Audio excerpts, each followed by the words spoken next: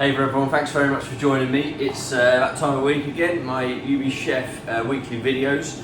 So I'm going to take you through my 9 dishes plus our weekly baked bread, show you how to put it together. If you've ordered this week, again thanks so much for the support from me and the team. They're not here at the moment, but they'll be here shortly.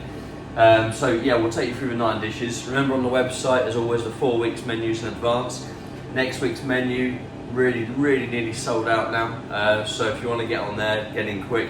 And also Christmas is really busy already, which is fantastic, but we're going to extend the deadline for an extra week just because of a certain announcement that's coming up, and of course people are a bit unsure of where we're going to be, so an extra week on there ready to order, but it is getting very booked up. So please, if you want to get your order in, please do so, and just to avoid disappointment. So we'll take you through the dishes now, and as usual I really hope you enjoy either just watching along if you've not had a box, or if you've got a box. Hope you enjoy the experience and being chef in your own home. First up, as usual, we've got our weekly bake, and this week it's this lovely baked walnut bread. So make sure you keep it in the foil because that will keep it from drying out when you go in the oven, and about 10 to 15 minutes in the oven or until it's nice and hot. So we'll be back in 10, ready to plate this up. Make sure also that you've got your salted butter out at room temperature, so I've just left this out just to warm up, and then get a little palette knife. You can serve it in there if you prefer, but get a little palette knife and we're just going to push this in to my container. This is just a butter, lovely butter, just local to me here from Braised. So beautiful colour, you'll see how kind of like golden it is. So get all of that out, and then I'm just going to put some nice little molten salt on the top. So, like so. Touch of molten on the top, and that's all ready for our bread coming out. So carefully unwrap your bread after you take it out of the oven. Obviously just be really careful if it's being wrapped in that foil, it can just have a little bit of steam on it. So we're just going to lift that out, like so. You'll see where we've kind of done it, it's like 4 buns for you. So then you can just slice it right through the centre. And the best thing with the walnut bread is make sure you serve it like hot, so then you put it into the butter and that lovely butter will like ooze and melt into it really nicely. So there is your house baked walnut bread to get the menu off to a flying start. Hope you enjoy it.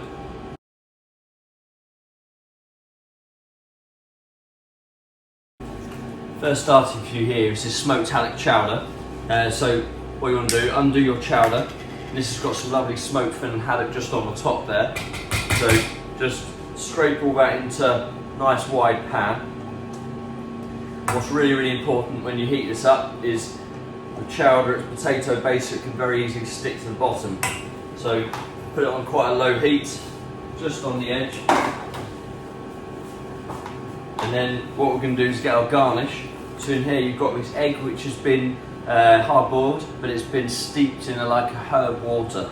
And then we've got our braised potato cooked with some saffron and a little sautéed leeks. That's going to go in the oven about 5 to 6 minutes, just to warm up.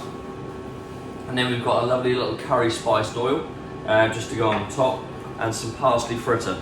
So keep stirring your chowder, keep turning it around, don't boil it, but just bring it up to the simmer very slowly, and then we'll be back in about 5 minutes when our garnish is heated up, just to plate it up.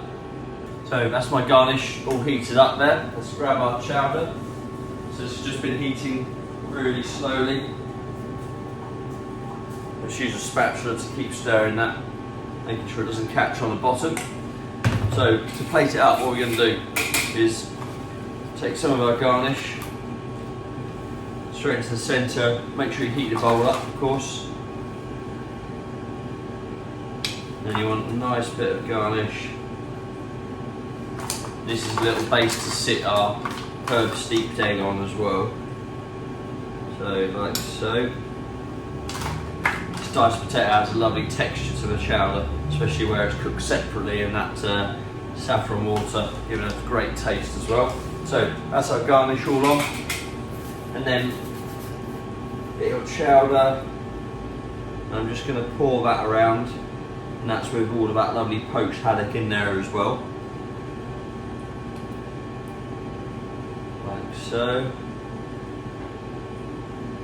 Perfect time of year for that chowder, lovely and warming. So that's all in there. Then get your egg, and then just carefully slice that through, like so. And once more. And then I'm just going to add a little bit of seasoning to those eggs. Obviously up to you, depends how you like your seasoning. Then take a spoon and just sit those lovely pieces of egg, as many as you like, just on the top there, like that. One more. Lovely. And then got some deep fried parsley, so I'm just going to add some of that on the top. And then we're going to finish off with our nice spiced oil. So just building up all those textures, flavours. Beautiful. And then lastly our spiced oil, as I said. So a little bit of that.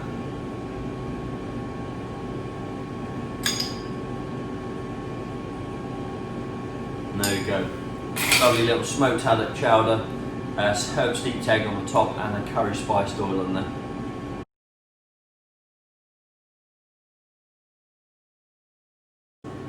So this is a Pithivier of slow cooked Dingley Dell pork.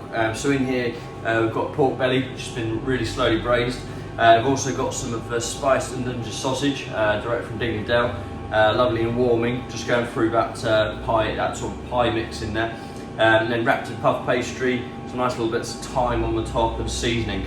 This is going to go in the oven for about 30 to 35 minutes, or a key indicator is when it's lovely and golden brown all over. And if you need to test it, you're not sure, just get a little knife or a little metal skewer just in from underneath into the centre and just push it onto your wrist just very quickly, just to check that's piping hot in the centre. So Pithivier is going to go in the oven now, about 30 to 35 minutes, and I'm going to be serving that with a lovely little sauce. So this is a reduced down pork sauce with some apple in there, and I've got squash puree and of course some sage fritter to go with it. So we're back 30 to 35 minutes to show you how to plate this up. There's my squash puree, all heated up, ready to go, and of course my sauce finished off. And let's get our Pithivier out. Look at that, lovely and risen, lovely and golden. Right, what we want to do then is take a spatula, and remember, take the paper off the back of it, so just lift that off the paper, and then we'll turn that around on a plate, face it at that best presentation side straight towards your guest. And then we will take a nice little spoonful of our squash puree, lovely vibrant colour, perfect for this time of year.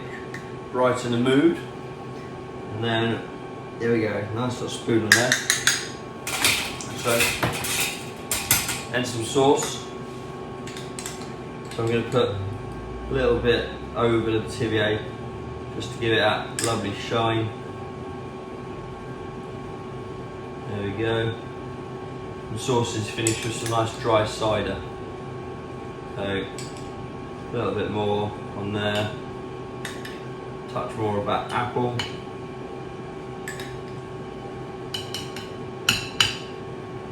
And there we go.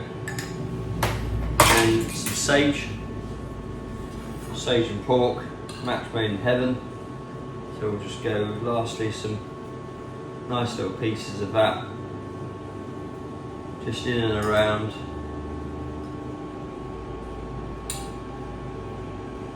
Like so. Beautiful starter, Pithivier Dingley Dell pork with that spiced and ginger sausage in there, squash puree and a dry cider sauce.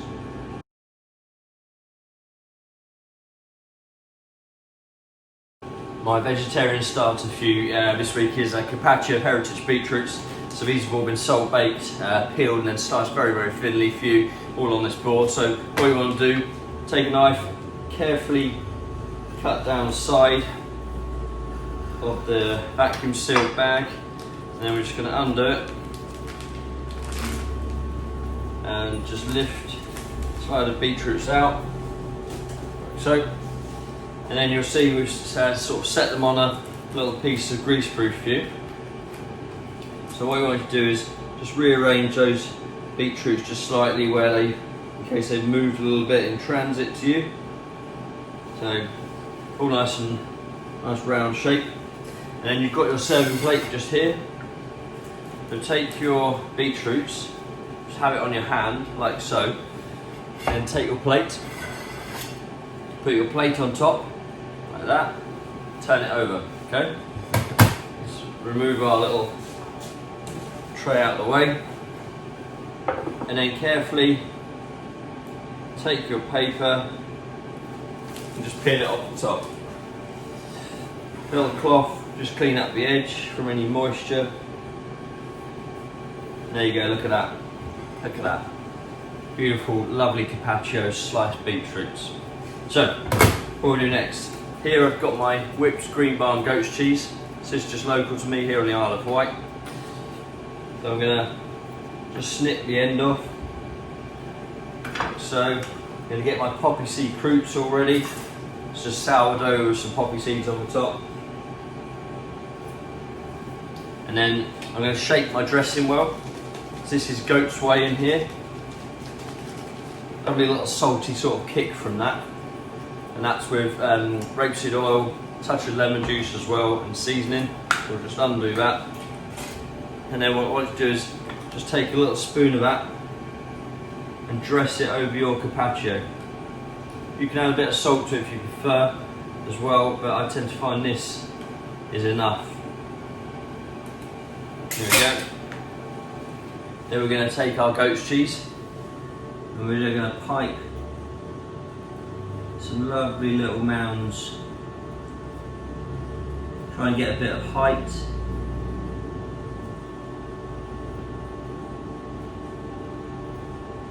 There we go. Then what we're going to do is take some of our watercress. We're just going to get some nice little clumps of that and start putting that around the dish. So you'll hear you're building up the flavours, building up the colours as well, and of course the textures.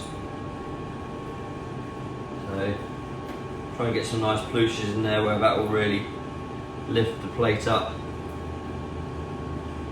There we go. And then all that's left to do after that is put our croûtes on. So touch more watercress on there.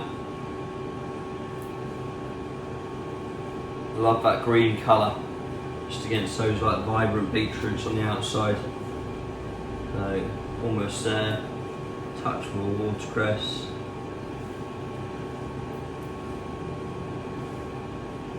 And done. Little croûtes, let's slot them just into the centre. There we go, just underneath, really playing with the presentation here, the height. Just push those into the beetroot slightly. And lastly, I'm going to go with a little bit more goat's whey dressing. And that's almost just to dress that watercress that you put on the top. Not too much, don't want to make the plate too wet. And there we go. Lovely little starter, lovely little salad. Carpaccio, beetroots, goat's cheese, poppy seed and a whey dressing.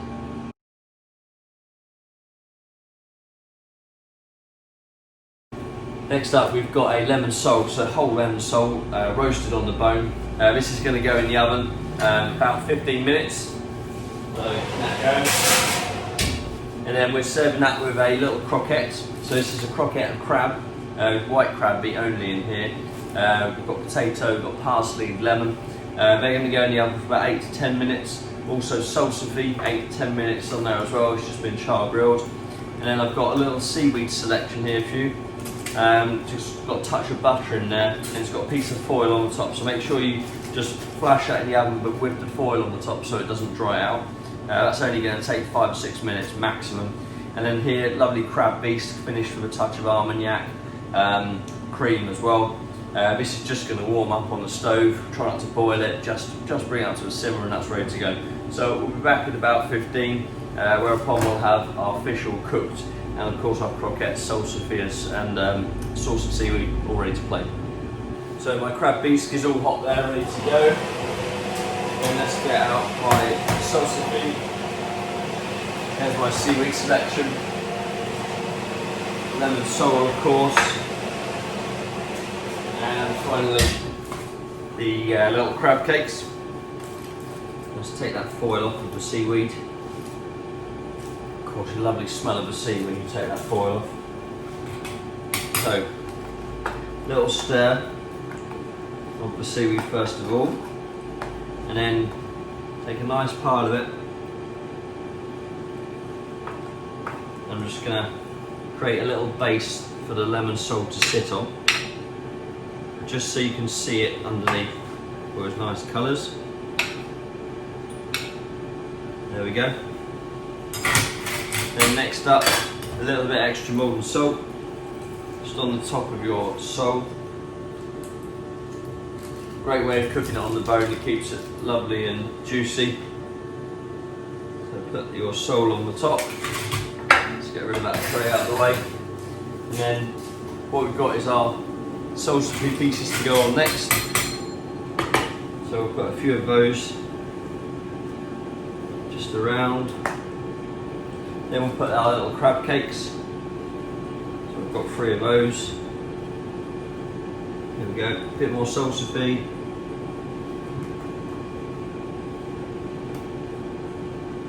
There we go, lovely.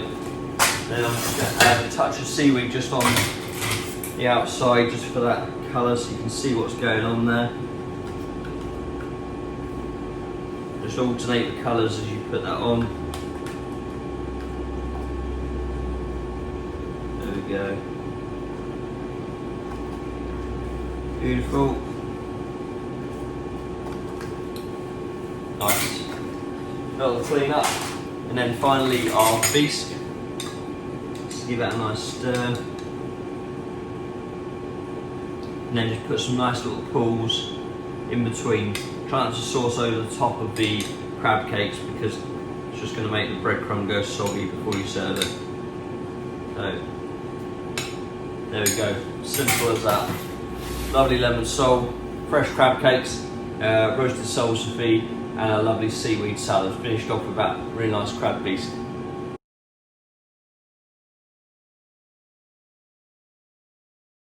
Here we've got this slow cooked shoulder of lamb for the main course. Lovely pomme anna, so layered potato cooked with duck fat and seasoning, nice and slowly. Then we've pressed it and coloured the top nicely.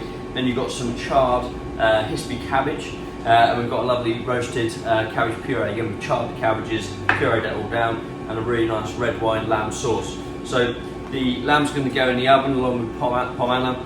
About 15 or so minutes, or until it's hot in the centre. Then the cabbage is going to take about 8 minutes, no more. And then we'll just heat both our puree and our sauce up, and we'll be ready to plate. So I'll get these in the oven now, like so. Then my cabbage is going to go in a short time, and then we'll be back and plate the dish up. So there's my lamb sauce, roasted cabbage puree all ready to plate up. And now we come with our lamb shoulder. Lovely pomme anna with that crispy top, and also our charred cabbage. So what you want to do first of all is just rearrange that cabbage. I'm just going to put that on my plate like so, and then with your lamb shoulder, remember to take a little bit of clean film off the side. So just pull that off. That's just there, keep the shape whilst it's cooking. And then what I'm going to do, take a little bit of that lamb sauce and just glaze the top of your shoulder, like so. Then we'll get our little pomme anna. Just go in with a spatula and put a tiny bit of Malden on the top. Goes on. Real wintry dish, this one, lovely. And then our lamb shoulder there. And then take a touch of your cabbage puree. Like so, nice spoon of that. And last up, our lamb sauce. So again, even more glazed over the top of the shoulder. And plenty of sauce on there. You can take that sauce to the table, any extra with the sauce boat, just so that guests can nicely help themselves to that. And there we go. Beautiful glazed lamb shoulder, slow cooked pomona, charred hispy cabbage, red wine lamb sauce.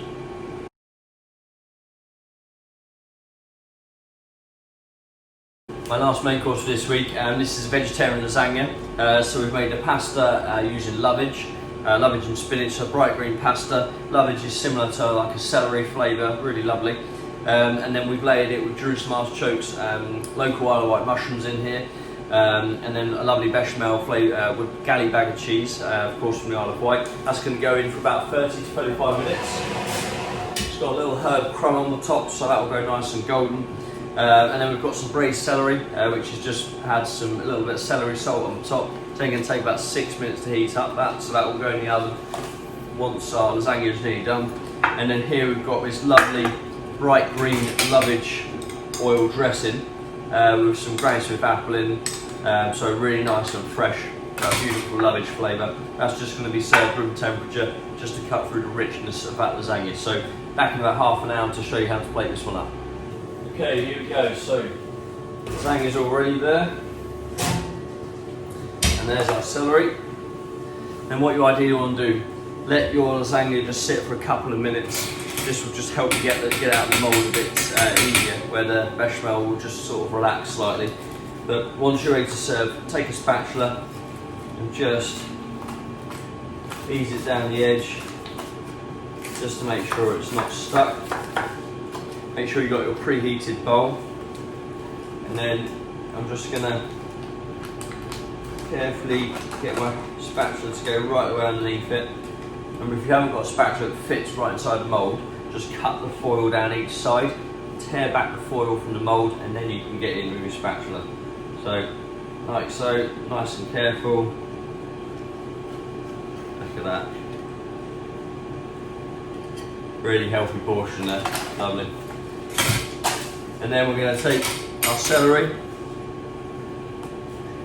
I'm just going to put a nice few pieces just in the bottom of the bowl.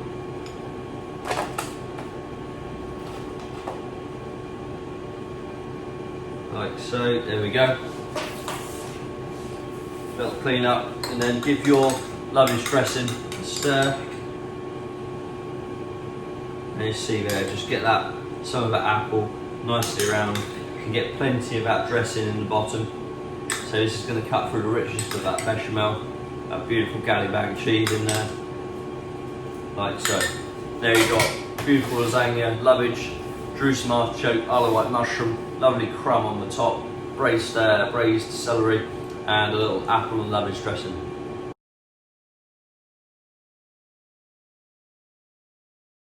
First of our desserts is a pineapple upside down cake. So here we've got the cake. This has been remoulded, and we've sprayed the mould just so that it makes it easier for you to get it out when it's heated up. It's going to take about 12 to 14 minutes in the oven, so I'll get that in now. And then what we're going to serve that with, we've got this lovely little syrup, Muscovado syrup to go with, and a nice little fresh pineapple puree. So the syrup just wants to go on the edge of the stove just to warm up. And then also you've got this pineapple parfait. Make sure it goes in the freezer when you get it first of all. It does say freezer on the label. But before you serve it, take it out 10 minutes before, just to let it soften up a little. Just rolled in some desiccated coconut around the outside. So we'll be back in about 10 minutes, ready to plate up our first dessert.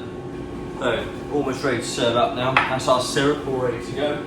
Let's get our upside down cake out. Remember, my parfait's just been warming up, just to room temperature, so it's not ice cold. And then what we want to do to plate is have a little tray just ready, I suggest, and then take a little palette knife or a little normal table knife, but just gently put it down either side of the cake just to make sure it's not stuck, and then turn it out. You see I've double moulded them there, that's just for transportation. And then what we want to do is take some of your nice syrup and just nap over that all over the top. That's just going to really soak that sponge. So there we go, lovely little glaze on the top, a little tidy up around the edge, beautiful. And then take another spatula, and then let's carefully lift that up, let it drain slightly. So we'll put that onto our plate, nice presentation side. Then we're going to take our parfait, so I'm just going to lift that out on the paper that we sent it to you on. Give it a little reshape, loosen it off the paper, and then that's just going to go on there, like that. Then the pineapple puree. So give it a little stir, and take a nice full spoon of that. Again, this is going to be that really fresh kick to the plate, where you've got all that richness, all that stickiness going on. And then coming back finally to the syrup, touch more over the top. Look at that. Take the syrup to the table as well. Everyone can put more on at the table. There you go. Lovely little pineapple upside down cake. Coconut parfait with, pineapple parfait with a fresh pineapple puree, and then some of that lovely sauce to finish off.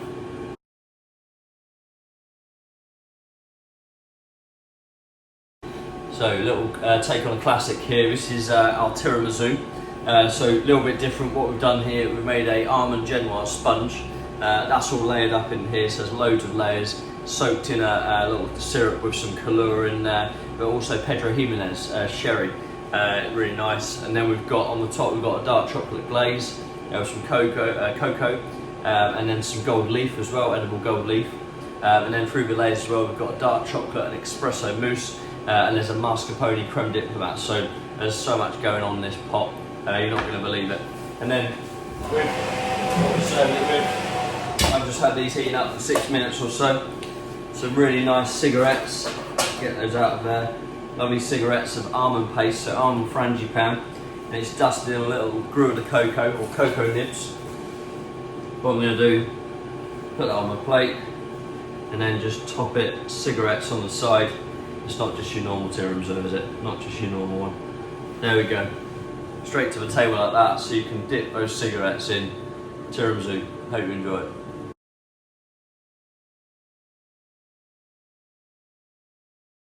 So next up is our cheese tasting plate.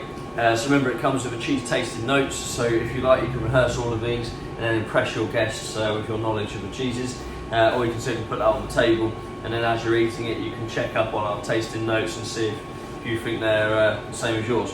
Then we've got a nice house chutney, some salted crackers to go with it. So I've had my little cheese board out quite a while, just coming up to room temperature, really important. So just carefully take that out of its packet, and they're all in tasting order here. I've got my nice UBChef tasting board, which you can buy online as well. And then take a little pan knife. First of all, we've got a ragstone. I'm just going to put them in order as we go. Then we've got this beautiful Waterloo. Get a little palette knife to help you do this, because of course some of these cheeses, especially once they've warmed up, are pretty soft. Then next, real nice goat's cheese. This is a Quicks cloth bound goat's cheese, a hard one. And then Petit Pont l'Evêque, just going on there. And then lastly, just a nice Colston Bassett Stilton, but this is a real top class one. So let's rearrange slightly, and then that's going on there. And then what I like to do is just serve that alongside of a nice spoon of that chutney. This has got some nice little spices in, figs, pears, apples. So I'll just put a spoon alongside there. And then we'll take some of our crackers and do a little bit of a Yuri Geller and do some spoon bending. And I'm just going to whack that just into the side there, ready to serve. So, nice little cheese tasting plate.